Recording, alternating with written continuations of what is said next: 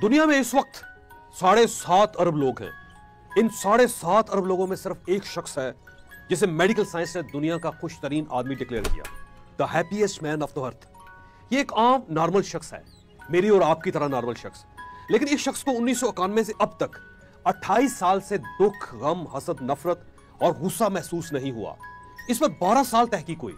मुख्तलिफ औकात में इसके सर पर 256 सेंसर लगाकर इसे चेक किया गया, लेकिन इसके दिमाग में टेंशन और डिप्रेशन का मामूली सा केमिकल भी नहीं था। ये अंदर से मुकम्मल खुश और मुतमईन इंसान था।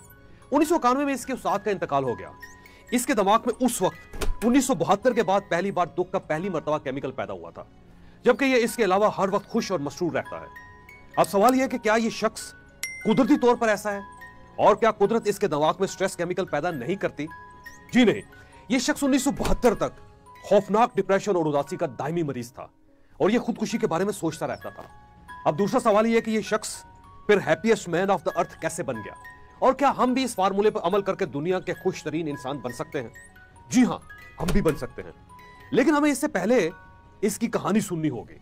मैं इस कहानी की तरफ आता हूं, लेकिन इससे पहले अगर आपने अभी तक हमारा चैनल सब्सक्राइब नहीं किया तो आपकी स्क्रीन पर इस वक्त यह निशान नजर आ रहा है, आप इसे पुश कर दीजिए, और ये कोने में घंटी का जो निशान है आप इसे भी प्रेस कर दीजिए। ये चैनल इंशाल्लाह आपकी हर मामले में रहनुमाई करेगा। दुनिया के खुश तरीन शख्स का नाम मैथ्यू रैकर्ड है। यह फ्रांस का शहरी था। यह आजकल नेपाल में रह रहा है। इसकी कहानी दूसरी जंग अजीम के खात्मे से शुरू होती है। फ्रांस ने उस जंग में बहुत नुकसान उठाया था। हर शहरी ने जंग में जख्म खाए, लोग बेरोजगार हो गए, इमारतें ढह गईं, हजारों लाखों लोग अपने जिस्मानी अज़ा से महरूम हो गए। पूरा फ्रांस जख्मी था। मैथ्यू रैकर्ड ने इस फिजा में आंख खोली। यह 15 फरवरी 1946 को मशरकी फ्रांस के एक छोटे से कस्बे में पैदा हुआ। वालिद फिलासफर था और वह एक इंतहाई हसास तबीयत का मालिक था। वालिद के दिमाग पर जंग ने गहरे असरात छोड़े थे। वो हर वक्त उदास रहता था। फ्रांस में उस वक्त शायद ही कोई शख्स खुश हो। लोग उदासी की चादर के नीचे जिंदगी गुजार रहे थे। मैथ्यू रैकर्ड का पूरा बचपन इस उदासी में गुजरा।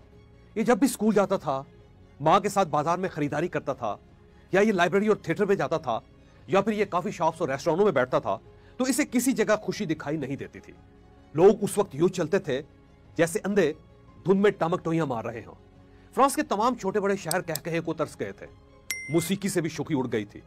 मैथ्यू इस माहौल में परवान चढ़ता रहा, यहां तक कि उसने 1972 में मॉलिक्यूलर जेनेटिक्स में पीएचडी कर ली। ये अमली जिंदगी में आ गया। ये फोटोग्राफी के जुनून में मुब्तला हो गया। ये फ्रीलांस फोटोग्राफर बन गया और उदास चेहरे और गमजदा फिजा को कैमरे की फिल्म पर उतारने लगा।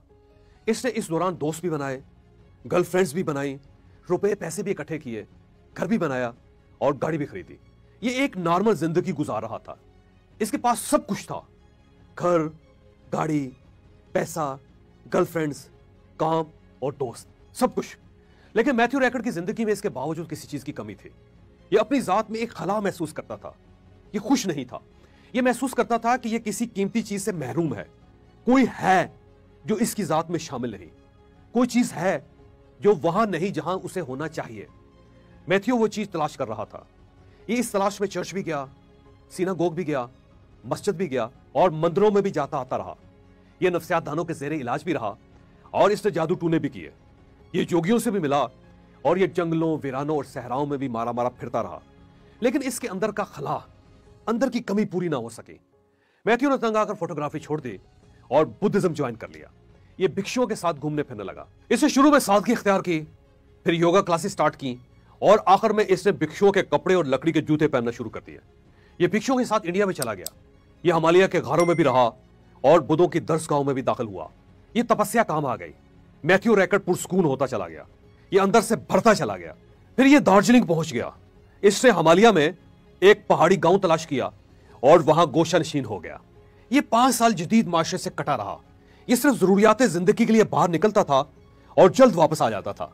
ये अपनी जरूरियात भी कम करता चला गया, यहां तक कि ये 2-2 दिन, 3-3 दिन बगैर कुछ खाए पिए गुजार देता था। ये हर वक्त मराकबे में रहता था। ये सांस रोकता था और अपने मन की दुनिया में छलांग लगा देता था। मुराकबा इसे अंदर से रोशन करता चला गया, यहां तक कि ये 5 साल बाद बाहर निकला तो ये मुकम्मल तौर पर मुख्तलिफ इंसान था, मुतमईन, मसरूर और सेहतमंद। मैथ्यू रैकर्ड ने तपस्या के इन बरसों में महसूस किया कि खुशी वो खोई हुई मेरास थी जिसे ये बरसों से तलाश कर रहा था। ये मेरास हवस और दुनियादारी के गंदले पानियों में गुम हो गई थी और ये जब सब कुछ छोड़ छाड़ कर जंगलों में निकल गया, ये जब जिस्म से निकलकर मन की दुनिया में उतर गया, तो ये खुशी तक पहुंच गया। इसने निर्वाण पा लिया। मैथ्यू रैकर्ड ने इसके बाद किताबें लिखना शुरू कर दी। ये इस वक्त 9 किताबों का मुसन्नफ है। ये आज भी फोटोग्राफी करता है। इसने बुद्धों की कदीम तहरीरों का तर्जुमा भी किया।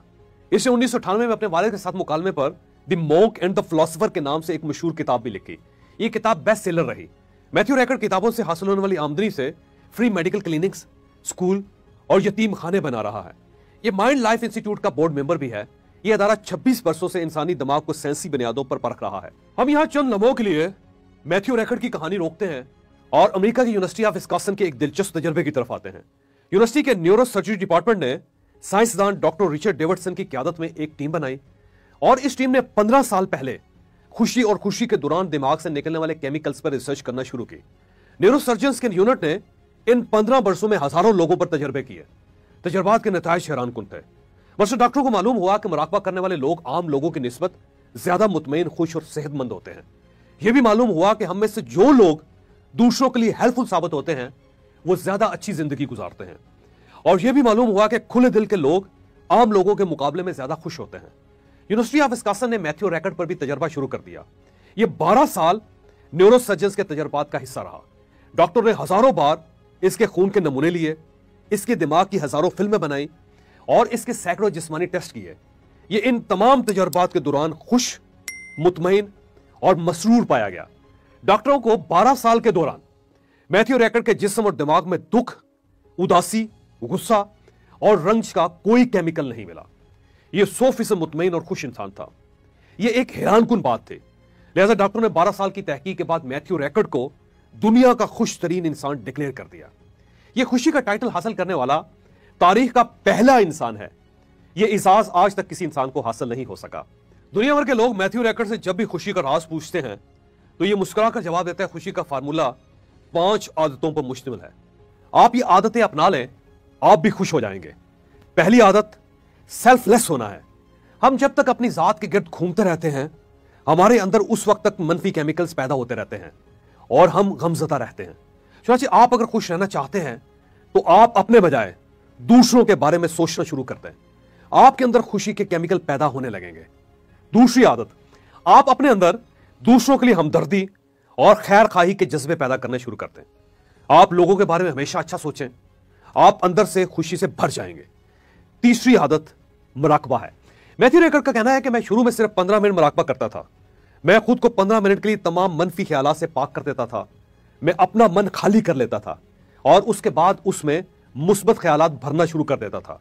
मैंने देखा, मैं पहले परेशानियों, दुखों और तासुफ से आजाद हुआ और फिर मैं हसद, लालच, गुस्से और खौफ के चुंगल से निकल गया। मैं जो खुद को हल्का फुल्का महसूस करता गया, मैं तू मुराकबे में इजाफा करता चला गया, यहां तक कि मेरे जिस्म में मनफी केमिकल्स खत्म हो गए और मैं दुनिया का खुश तरीन इंसान डिक्लेयर हो गया। मैथ्यू रैकर्ड 3 किस्म के मुराकबे करता है, कंपैशन, ओपननेस और एनालिटिक।